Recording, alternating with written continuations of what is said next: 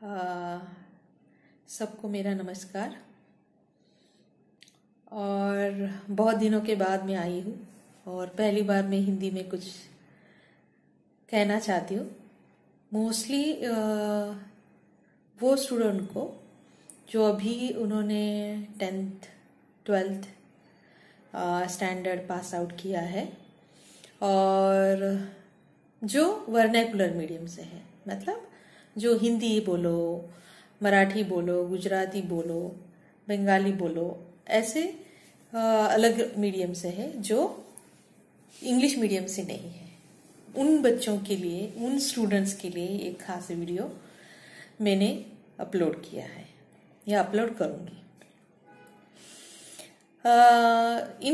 इन students का जब भी ये 10th और 12th के लिए जाते हैं, वो कॉलेज में जाते हैं, तो कॉलेज में जाने से पहले ही या कॉलेज में जाने के बाद वो एक फेस होता है उनको, कि फेस करना पड़ता है उनको कि इंग्लिश में कैसे कोप अप किया जाए।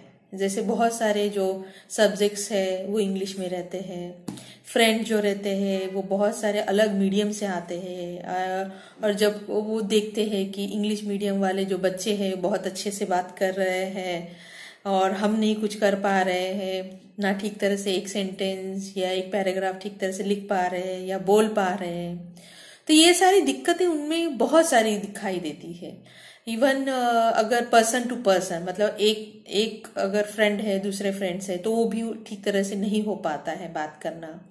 या फिर ग्रुप है, अगर सपोज लो स्टूडेंट्स का ग्रुप है, अगर ग्रुप में इनफॉर्मल बात करना है वो भी ठीक तरह से नहीं हो पाता है उनसे, क्योंकि इंग्लिश में कैसे बात करें, या फिर सब्जेक्ट वाइज उसके ऊपर कैसे बात करें, या अगर क्लासरूम में अगर टीचर पढ़ा रही है या फिर उनको एक कुछ दिक्कत आ रही है या डाउट आ रहा है, कुछ प्रॉब्लम है कुछ विषय के बारे में या रिलेटेड एनीथिंग, तो अगर उनको पूछना है कि टीचर को खड़े होके कि मुझे ये ऐसा ऐसा सवाल है, वो भी इंग्लिश में, तो वो एक कॉन्फिडेंस नहीं आता है, क्योंकि उनको एक डर रहता है कि हमें इंग्लिश नहीं आता है। तो ये सबकॉन्शियस माइंड में उनमें हमेशा रहता है कि मुझे ठीक तरह से इंग्लिश नहीं आता है। उसमें क्या होता है, फिर उनका जो पर्सनालिटी है वो हमेशा दबा दबा रहता है। भले वो बहुत अच्छे हो, बहुत अच्छे परसेंटेज से आए हैं, बहुत अच्छा पढ़ा लिखा है, बहुत इंटेलिजेंट है,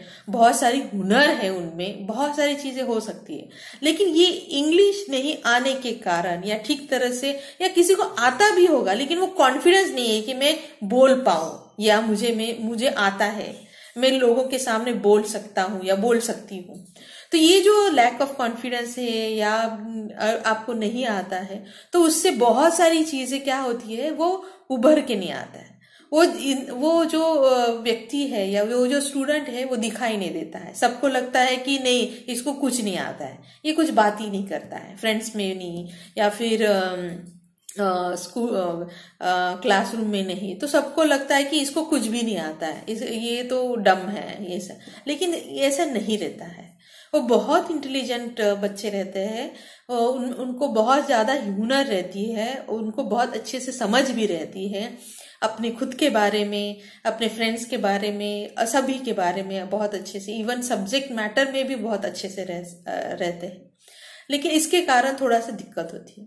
तो पहली चीज मैं उनके लिए ये वीडियो बना रही हूँ कि पहली चीज तो ये है, आप डरो नहीं, या आपको वो फील ना होने दो कि मुझे नहीं आता है या लोग हंसेंगे मैं अगर कुछ बोल दूं, या गलत हो, या मेरा ग्रामर मिस्टेक है, या मेरा प्रोनाउंसिएशन अच्छा नहीं है, या मेरा प्रोनाउंसिएशन गांव के जैसा है, वो अच्छे से पॉलिश नहीं है, तो फिर सब लोग हंसेंगे वगैरह।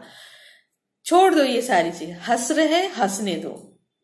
ये लाइफ लॉन्ग, कोई भी जो आपके फ्रेंड्स रहेंगे या टीचर्स रहेंगे वो लाइफ लॉन्ग तो नहीं रहेंगे, कुछ पीरियड के लिए आपके पास है, आपके साथ है। तो अगर वो आपके ऊपर हंस रहे हैं तो हंसने दो। कितने दिन हंसेंगे?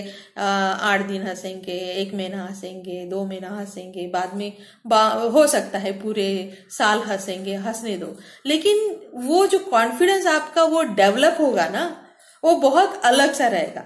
फिर वो कोई भी हंसे, कोई भी मजाक करे, कोई भी आपको बोले कि क्या आपको आता नहीं, ये कुछ नहीं, सुनने का, चुप बैठने का और अपना काम जो है करते रहने का।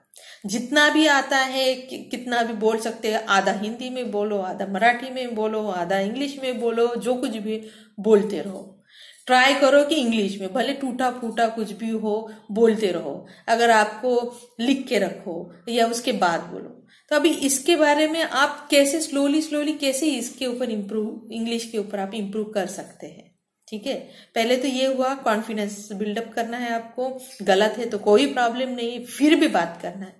ये जो गलत है वो बाद में सही होता रहेगा, लेकिन जो कॉन्फिडेंस है वो अगर एक बार आपका दब गया या एक बार आपका कॉन्फिडेंस लूज हो गया तो बहुत दिक्कत है उसको उभारने के लिए। तो इसलिए गलत है तो ठीक है, वो सुधारते रहेंगे। जैसे अगर सब्जेक्ट वाइज अगर कुछ पढ़ रहे हैं आप तो वो पढ़ो। अगर कुछ डिफिकल्टी आ रही है, वर्ड्स में डिफिकल्टी आ रही है, बहुत सारा वरना ये वोकैबुलरी में प्रॉब्लम आ रहा है, आपको वर्ड का मीनिंग नहीं समझ में आ रहा है, तो आप डिक्शनरी ले लो। अभी मोबाइल में बहुत सारे डिक्शनरी है या इवन गूगल है, तो ट्रांसलेट किया करो। जैसे मराठी इंग्लिश में कुछ एक वर्ड है तो इंग्लिश में वर्ड उसको डालो, उसका हिंदी में भी ट्रांसलेशन मिलेगा आपको, उसका इंग्लिश में भी ट्रांसलेशन मिलेगा। तो गूगल ट्रांसलेशन तो हमेशा रहेगा आपके साथ। तो जो कुछ भी है, हाँ, डिक्शनरी बहुत इंपॉर्टेंट है। अगर आपके वर्नाकुलर मतलब वोकैबुलरी बढ़ाना है आपको, तो बहुत ये है कि आपको डिक्शनरी की आपको बहुत ज़रूरत है। दूसरी बात ये है कि छोटे छोटे सेंटेंसेस खुद के इसमें बनाना शुरू करो, लिखना शुरू करो। दूसरी बात है रीडिंग, मतलब पढ़ना शुरू करो।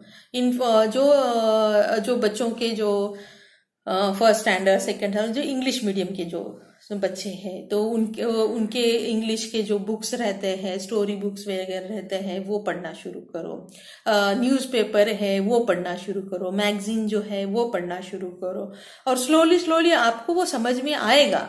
नई चीज आपको शायद समझ में नहीं आएगा, आधा समझ में आएगा, आधा समझ में नहीं आएगा, कोई प्रॉब्लम नहीं। जितना समझ में आ रहा है और नहीं भी समझ में आ रहा है फिर भी लिखना, पढ़ना शुरू करो। ये बात है। लिखना वो एक बात है। बाद में बात करना तो मैंने बोला तीन चीजों तो हो ही गया है। दूसरी बात, चौथी चीज है वो सुनना। मतलब आप गाने सुनो, ठीक है, पिक्चर देखो, इंग्लिश मूवीज देखो, इंग्लिश सॉन्ग्स सुनो, स्टोरी सुनो। बहुत सारे टॉक्स रहते हैं, आपके सब्जेक्ट के बारे में टॉक्स रहते हैं बहुत सारे। अभी यूट्यूब पे बहुत सारे स्टोरी टेलर्स रहते हैं, वो सुनो। फिर वो स्लोली आप पिकअप करोगे, वर्ड्स पिकअप करोगे, वो सेंटेंस पिकअप करोगे, और स्लोली आप वो लिखना, बोलना और सुनना, ये तीनों चीज अपने आप हो जाएगा। इसके लिए थोड़ा सा टाइम लगेगा, क्योंकि आपने बचपन से अभी तक 10th या 12th तक आपने अगर इंग्लिश में मतलब बहुत कम लेवल पे अगर किया होगा, तो उसको बढ़ाने के लिए, उसको पॉलिश होने के लिए या उसको एडवांस स्टेज में लाने के लिए आपको बहुत सारा मतलब प्रयास तो करना पड़ेगा। लेकिन वो हो सकता है, बिकॉज ऐसे बहुत सारे मैंने एग्जांपल्स आपको दे सकती हूँ कि वो अगर यही वर्नाकुलर मीडियम से आने के बाद भी उनका इंग्लिश जो है बहुत अच्छे से लिख सक रहे हैं, वो अच्छे से बोल सक रहे हैं, वो अच्छे से पढ़ सक रहे हैं। तो आई होप कि ये जो मेरा जो वीडियो है। दूसरी बात ये है कि बहुत सारे ऑनलाइन इंग्लिश टॉक के या इंग्लिश टीचिंग वाले ग्रुप वगैरह निकले हैं, तो वो थोड़ा आप ज्वाइन करो, तो उसमें से बहुत सारी चीज़ें आपको ऑनलाइन समझ में आएगी। लेकिन यही है कि मायूस मत हो जाइए और डरिए मत, और आपका कॉन्फिडेंस है वो लूज मत कीजिए। धीरे धीरे आपको बहुत एक्सपर्ट होगे और you can be excellent in that English case में। तो ठीक है, आप अभी नेक्स्ट टाइम फिर से मिलते हैं दूसरे अलग सब्जेक्ट के साथ। Thank you.